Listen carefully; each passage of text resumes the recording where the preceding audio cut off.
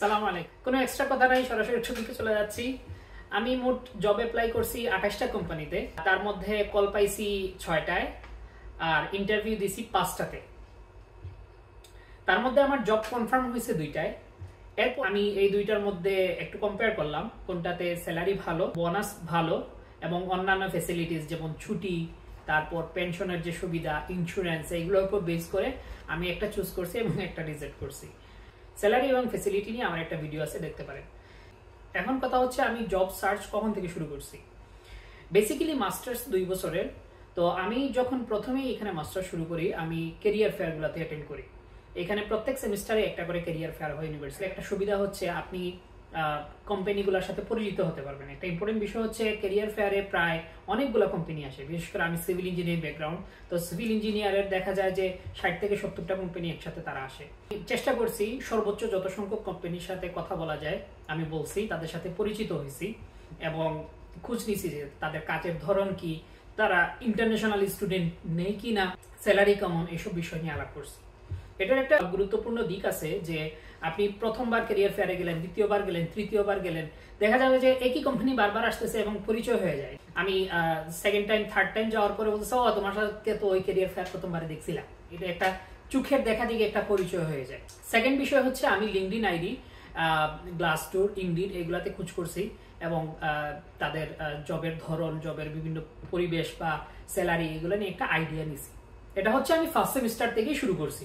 এখন কথা হচ্ছে কখন থেকে অ্যাপ্লাই করলাম। আমি মেইন অ্যাপ্লাই শুরু করছি হচ্ছে 4th সেমিস্টারের শুরু থেকে।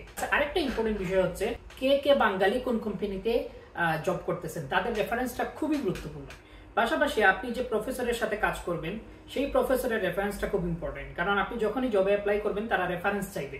তো আপনার যদি কোনো কোম্পানিতে পরিচিত কেউ না থাকে তাহলে হচ্ছে প্রফেসরের রেফারেন্সটা আপনি ওই কোম্পানির পোর্টালে দিতে পারবেন বা অ্যাপ্লিকেশনের সময় রেফারেন্স, ফোন নাম্বার, ইমেল দিতে পারবেন। আপনার ক্লাসমেট যারা আছে তাদের সবার সাথে ক্লোজ রিলেশন রাখবেন। বিশেষ করে আমেরিকান যারা আছে তাদের সাথে ধরেন একটা ফ্রেন্ডলি রিলেশন হইলে পরে দেখা যাবে যে ওই ফ্রেন্ডই হচ্ছে আপনাকে একটা রিকমেন্ডেশন করে দিবে, এরা নিজেরাই আপনাকে ইনফরমেশন দিবে। এবং আমেরিকান গুলা অনেক হেল্পফুল, তারা এইগুলাতে কাউকে ছোট করে দেখে না। এখন আসি ইন্টারভিউ এর ধাপ কি কি। তারা প্রথমে আপনাকে ফোন কল করবে, জিজ্ঞেস করবে যে আপনি যে এই ইয়েতে অ্যাপ্লাই করছেন আপনি কি এখনো অ্যাভেলেবল আছেন কিনা। তারপরে কিছু সিম্পল কোয়েশ্চেন জিজ্ঞেস করবে যে কোন ইউনিভার্সিটি, কোন ডিগ্রি, কবে পাশ করবেন, এই রিলেটেড বিষয়ে 5 থেকে 7 মিনিট। ওই ফোন কলে ওরা বলে দিবে আমি অমুক তারিখে অমুক দিন একটা ভিডিও ইন্টারভিউ নিতে চাই। কারণ ভিডিও ইন্টারভিউ এর ডেটে আমার প্রায় 1.5 ঘন্টা ওরা ভিডিও কলে বিভিন্ন কোয়েশ্চেন জিজ্ঞেস করছে। তো এখানে ওরা খুবই ফ্রেন্ডলি, খুব টেকনিক্যাল বিষয় কিছু জিজ্ঞেস করে নাই। ইন্টারভিউ শেষ, তারা বললো যে আচ্ছা ঠিক আছে তোমাদেরকে আমরা জানাবো। তো এইরকম আমি ভিডিও ইন্টারভিউ দিছি 6টা।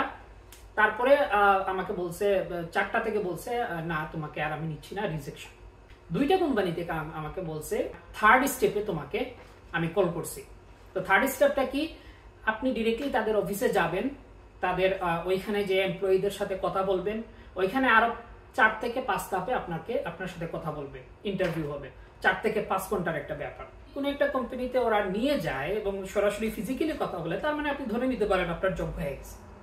তো আমার ক্ষেত্রে একটা কোম্পানিতে ওরা সরাসরি বলে দিয়েছে ভিডিও ইন্টারভিউ পরে যে হ্যাঁ তোমাকে আমি নিব, তুমি এত তারিখে জয়েন করবা। আর অপরটাতে হচ্ছে আমাকে ডেকে নিয়ে গেছে। তো এটা একটা সুবিধা হচ্ছে ওরা আপনাকে টাকা পয়সা, প্লেনের টিকিট বিকেট সব করে দিবে যদি আপনাকে এভাবে দাওয়াত দিয়ে নিয়ে যায়, লাঞ্চও করাবে, সব করাবে। এই রিলেটেড ইন্টারভিউ এ কি কি কোয়েশ্চেন করলো না করলো এটার একটা ভিডিও আছে, আপনি আমার প্লেলিস্টে দেখতে পারেন।